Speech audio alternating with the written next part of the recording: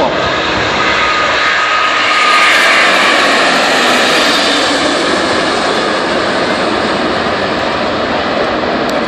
Steep time away, and if that's not an impressive departure, watch the Airbus now going into the high air bank.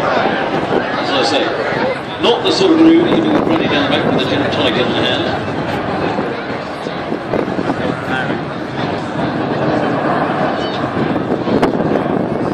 Airbus A380. High capacity airliner made its first Farnborough appearance in 2008. Joined in the commentary box by part of the Airbus group.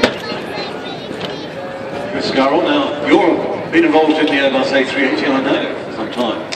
Yes, for 6 years. Well, that's how much of its life. I mean, a lot of design before we saw it up there. Originally it was going to be the 3XX.